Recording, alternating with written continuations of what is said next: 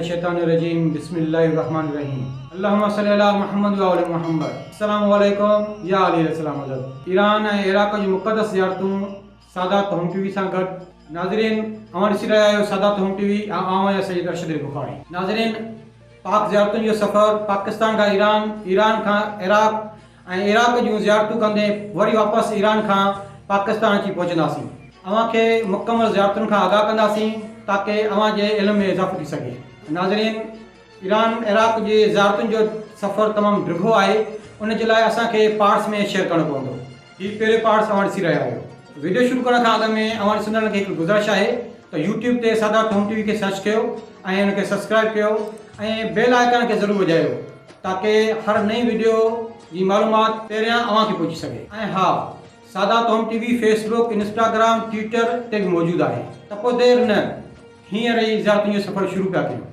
Sadat home TV जो Iran ऐं Iraq में मौजूद ज़ियारतुनि जो सफ़र कारवान शाह शम्स सब्ज़वार लाड़काणे सिंध पाकिस्तान सां थी रहियो आहे। सिंध मां निकिरंदड़ कारवाननि में लाड़काणे मां निकिरंदड़ कारवान शाह शम्स सब्ज़वार जेको सॼी सिंध मां निकिरंदड़ कारवाननि में सस्ते में सस्तो पैकेज खणी ज़वारनि जी ख़िदमत करे थो। साल 2023 जी वेकेशन पैकेज में 2 बसियूं राजस्थानी ऐं हैदरी जी अॻुवाणी में जून 2023 में निकितियूं। 3 बसियूं सालारे कारवान सैयद अतर हुसैन शाह शम्सी, हदी समीना हैदरी, इनायत अली गोपांग ऐं सैयद मुज़फ़र हुसैन शाह जी अॻुवाणी में कारवान शाह शम्स सब्ज़वार लाड़काणे जे ज़वारनि जी ख़िदमत जो शरफ़ हासिल कयो। ज़ियारतुनि ते वञण लाइ लाड़काणे खां कोतिया बाय रोड बस वाया सिबीअ जे 395 किलोमीटर सफ़र कंदासीं। उन सिलसिले में कारवान शाह शम्स सब्ज़वार लाड़काणे जे सालार सैयद अतर हुसैन शाह शम्सी सादात होम टीवी सां ॻाल्हाईंदे चयो त जी अल्हम्दुलिल्लाह वेकेशन पैकेज हुयो किमला, तंहिंजे करे माण्हू तमामु घणो जेको माण्हुनि तरजीह पई ॾिनी मौला जी ज़वारीअ खे। त माशाल्लाह 350 जे क़रीब जेको मुंहिंजो हिन महीने में क़ाफ़िलो निकितो आहे। तमामु पाण बख़ूबी वाक़ुफ़ु आहियो त 2 बसियूं अॻु में ई असांजो मुंहिंजो जेको वॾो भाउ हुयो उन सां ऐं 3 बसियूं कल्ह 2 बसियूं कल्ह ऐं अॼु तक़रीबन 1.5 बस, यानी कि तक़रीबन असांजा 350 जे क़रीब जेको आहे ज़वार जेके आहिनि उहे मौला जी ज़वारी ते गामज़न आहिनि। इंशाअल्लाह घणा ॾींहं हूंदो सिस्टम हिते या हुते कहिड़ी कहिड़ी सहूलियत? बाबा माशाल्लाह 27 ॾींहंनि जो पैकेज आहे। पहिरियों जेके गाॾियूं वयूं उन्हनि में जेको बाय रोड हुयो सिर्फ़ु ऐं सिर्फ़ु, हिन में अॼु में मिनी बाय एयर बि आहे, बाय एयर बि आहे। फुल बाय एयर वारा जेके आहिनि उहे ज़वार पहुची चुका आहिनि हुते ईरान इराक में। जेके बाय एयर जा आहिनि उहे 23 ॾींहंनि जा आहिनि फुल बाय एयर जा, जेके मिनी बाय एयर जा आहिनि उहे 25 ॾींहंनि जा, जेके बाय रोड जा आहिनि उहे 28 ॾींहंनि जो उन्हनि जो पैकेज आहे। ईरान में माशाल्लाह वारी खुरासान इमाम रज़ा अलैहिस्सलाम पाक साइण मासूम कुम सलामुल्लाह अलैहा, निशापुर जूं ज़ियारतूं ऐं तेहरान जूं ज़ियारतूं ऐं जेको आहे मशहद ऐं कुम जे अतराफ़ जूं ज़ियारतूं ऐं इन खां अलावा करबला, काज़मेन, सामरा, नजब या जेको आहे मदाइन, हिला, मुख़्तलिफ़ ज़ियारतूं आहिनि। खोड़, सामरा, तमामु घणियूं ज़ियारतूं आहिनि जिन जूं जेको आहे सभई ज़ियारतूं इंशाअल्लाह कामिल करे। कूफा, सहला, हनाना, बिल्कुलु बगदाद जूं ज़ियारतूं जेके आहिनि, हज़रत यूशा बिन नून बि आहे बिल्कुलु हुते, ऐं जेको आहे बिल्कुलु साईं जन पासे में ॻाल्हाइनि था। ऐं अल्हम्दुलिल्लाह हीउ कारवान जेको असांजो आहे माशाल्लाह न पुरखुलूस कारवान आहे, जंहिंमें न कि सिर्फ़ु जेको माना हिते मुस्लमान बल्कि गैर मज़हब यानी कि असांजा जेके सॼनि था उहे बि असां सां गॾु आहिनि। जी सफ़र दौरान सिबी वेझो होटल ते राति 11 बजे मानी खाधीसीं, जेको होटल तमामु महांगो हो। बहरहाल ज़वारनि राति मानी खाधी, सफ़र जारी रखियोसीं। ॾाढर खां बुलाइण जा जबल शुरू थिया, जंहिंजो सफ़र कोलपुर ताईं हलियो। राति जी ऊंदहि करे वीडियो रिकॉर्ड न करे सघियासीं। सुबुह जो 4 बजे कोटा शहर में दाख़िल थियासीं।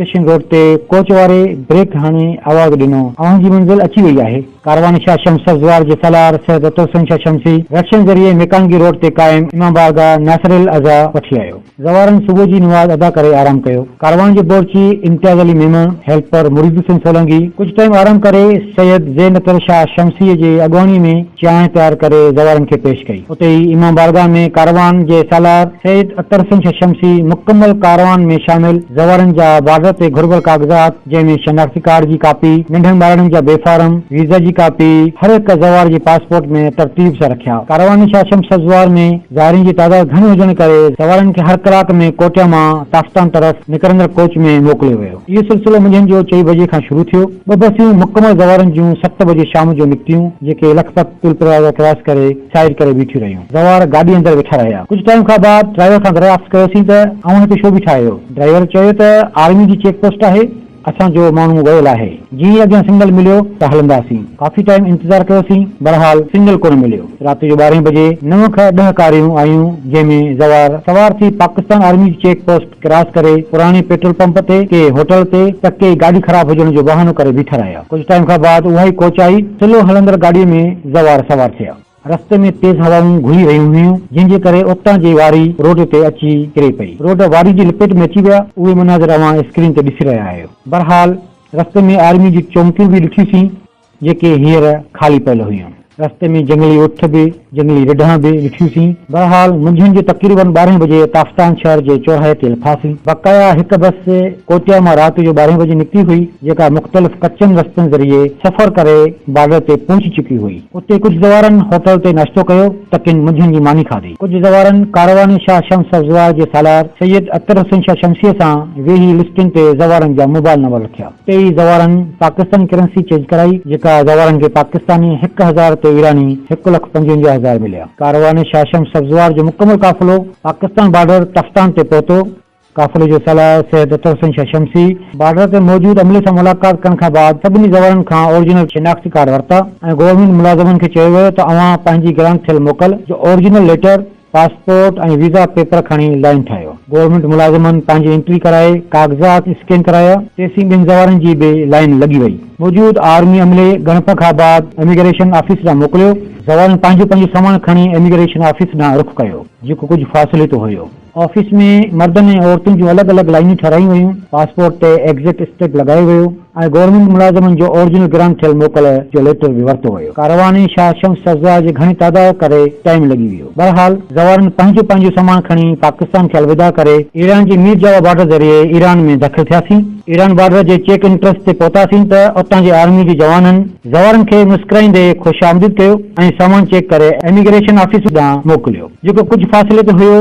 रस्ते जे ॿिनि पासनि खां जारी लॻल हुयूं। जीअं ई मीर जावा ईरान जे इमिग्रेशन ऑफिस में दाख़िल थियासीं त जन्नत में दाख़िल थियासीं, छो जो उहा ऑफिस तमामु घणी थधी ऐं पुरसुकून हुई। ईरान मुल्क जे अमले मुस्कुराईंदे पासपोर्ट ऐं घुर्बल कागज़ात वरिता ऐं बिगैर कंहिं देर जे पासपोर्ट ते वेलकम जो स्टैम्प हणी ॾिनो। सामान खणी मशीन जे ज़रिए ऑफिस मां ॿाहिरि निकितासीं त सॼे पासे खां साम्हूं 3 वॾियूं थधी पाणीअ जूं मशीनूं लॻल हुयूं। सवारनि उतां पाणी पी सैराब थिया। साम्हूं आलीशान मस्जिद हुई, जिते सवारनि पिणु नमाज़ अदा कई। खाॿे पासे खां लेट्रिन वॉशरूम हुआ। ईरानी ॿोली मुताबिक़ हिन जो नालो दस्तशुई, अंग्रेज़ी में WC छॾियो वञे पियो। जॾहिं सभई सवार इमिग्रेशन ऑफिस मां ॿाहिरि आया त कारवान शाह शम्स अफ़ज़वार जे सालार सैयद अख्तर हुसैन शाह शमसी ट्रांसपोर्ट जो बंदोबस्त कयो। कोच, कोस्टर ऐं कारुनि ज़रिए सराय ज़ाहिर इमाम रज़ा अलैहिस्सलाम ज़ायदान ॾांहुं रवाना थियासीं। कुझु फ़ासिले ते कोटिया खां ज़ायदान रेलवे ट्रैक बि ॾिसंदा रहियासीं, जेकी सुहिणा मनाज़िर लॻी रहिया हुआ। कुझु टाइम खां बाद रस्ते में कारियूं बीठियूं। कार जे ड्राइवर असां ज़ाइरीन जी एंट्री कराए पंहिंजी कार जे बुक ते स्टैम्प करायो। बिगैर कंहिं देर जे असीं सराय ज़ाहिर इमाम रज़ा अलैहिस्सलाम ज़ायदान ॾांहुं रवाना थियासीं। रस्ते में जबलनि ते वॾनि अखरनि में लब्बैक या हुसैन अलैहिस्सलाम ऐं सलाम अलैक या साहिब ज़मान अजल्ला फजहू लिखियल नज़र आया। कारवान शाह शम्स अफ़ज़वार लाइक़नि जो मुकमल कारवान शाम जो 5:52 ते सराय ज़ाहिर इमाम रज़ा अलैहिस्सलाम ज़ायदान ते पहुतो। सराय ज़ाहिर इमाम रज़ा अलैहिस्सलाम तमामु घणो कुशादो आरामदेह हो। उते ॿारनि खे मसरूफ़ रखण लाइ बेहतरीन क़िस्म जा झूला ऐं तिरकड़ियूं लॻल हुयूं। फ्रेश थियण लाइ मर्दनि ऐं औरतुनि लाइ अलॻि अलॻि बंदोबस्त थियल हो। कारवान जे बोर्ची इम्तियाज़ अली मेमन हेल्पर मुरीद हुसैन सोलंकी जी मदद सां राती मानी तयार करे वरिती। सवारनि राती मानी खाई आराम कयो। टीवी जो ही पहिरियों सफ़र ईरान इराक जे मुक़दस सियारतुनि जो सफ़र अवां ॾिठो। यकीनन अवां जे इल्म में इज़ाफ़ो थियो हूंदो। जेकॾहिं अवां जे इल्म में इज़ाफ़ो थियो आहे त हिन वीडियो खे ज़रूरु पंहिंजे रिश्तेदारनि, दोस्तनि, अहबाबनि में शेयर कंदा, ताकि हू बि हिन मुक़दस सियारतुनि खां आगाह थी सघनि ऐं उन्हनि जी बि इल्म में इज़ाफ़ो थी सघे। त पोइ ॾिसंदा रहो Sadaat home TV. Sadaat home TV जी दावत, अचो सादात होम टीवी जो हिसो बणिजी वञो।